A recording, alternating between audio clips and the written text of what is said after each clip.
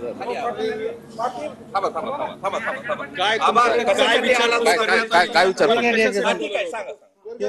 हे चौकशीचा भाग म्हणून मी जिल्हा अध्यक्ष असल्यामुळं हा चौकशीचा भाग म्हणून त्यांनी मला बोलवलं. कुठल्या विषयात तुमची चौकशी झाली?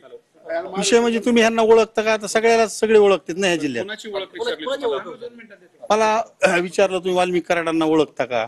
मी म्हणलं ओळखतो त्यांना. ते माझी नगराध्यक्षाची राजकारणात समाजकारणात काम करणारी मंडळी आहे ती, ओळखत होतो म्हणून. त्यांचा पत्ता विचारला का तुम्हाला? नाही नाही नाही नाही. आपल्याला काय आहेत, भेटत का नाही नाही नाही. संदर्भात चौकशी? मला एवढंच विचारलं ओळखत होतात का तुम्ही? म्हणलं हो ओळखत होतो. मी जिल्हा अध्यक्ष असल्यामुळे सगळेच मला ओळखतात. मी विष्णू साठे यांच्या संदर्भात नाही, त्यांना आम्ही पक्षातून काढून टाकलं त्यावेळेस.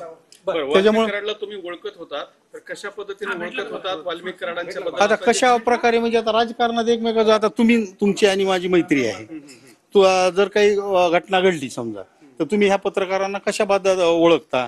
आता मैत्र आपण सगळ्या एका गावातलीच मग त्यांच्यावर जे काही आरोप व्हायला लागले त्या संदर्भातली पूर्वी तुम्हाला काही कल्पना होती का? ते तुमच्या पार्टीच्या काही पदावरती होते का? त्या संदर्भात नाही नाही, ते पार्टीच्या कुठल्याही पदावर नव्हते. कशी मैत्री होती तुमच्या दोघांची? नाही, ते साहेबाचे PRO होते, पब्लिक रिलेशन्स ते ठेवत होते आणि मीच काय सगळेच जात होते ना त्यांच्याकडे. तुम्ही तिथं आपली भेट झाली, तुम्ही येत होता सगळे, आलो त्यांच्याकडे. म्हणजे सगळेच पत्रकार असतील सगळे जिथले एक समाजात काम करणारा माणूस म्हणून येणारच ना PRO म्हणल्यानंतर. त्यांचं काय बोलणं व्हायचं PRO असल्यामुळे? त्यांची काय नाही, आता जनतेचे प्रश्न, कोण्या गावाला रस्ता नाही, पाणी नाही, घरकुल नाही, हेच प्रश्न. बाकी काय आबापाशी अधिकाऱ्यांनी काय काय विचारलं तुम्हाला?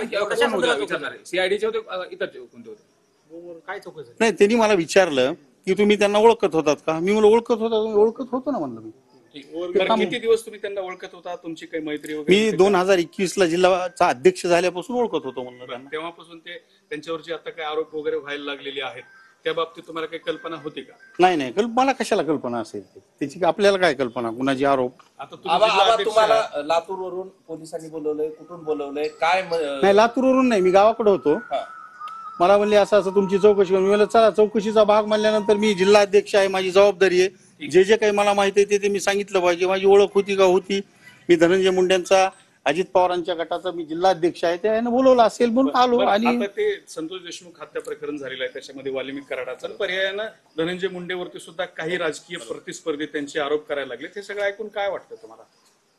नाही, दूध का दूध, पाणी का पाणी. आता पोलीस चौकशी करतील, त्याच्यातून जे निष्पन्न होईल आणि जे कोणी आरोपी आहेत त्यांना सरकार शिक्षा देणारच आहे. त्याच्यामुळं वाल्मिकांशी आता संपर्क आहे का तुमचा? बोलणं होतंय का तसं काही? किंवा या प्रकरणाच्या नंतर कधीपासून संपर्क तुटला नेमका तुमचा? नाही नाही, माझी त्यांची भेट 1 महिन्याखाली झाली होती, त्याच्यानंतर संपर्काचं काय नाही. धन्यवाद. दोषी वाटतात का तुम्हाला? दोषी वाटतात? तर विष्णू साठेला आम्ही पक्षातून बाहेर काढलं असं राजेश्वर चव्हाण यांनी म्हटलेलं आहे.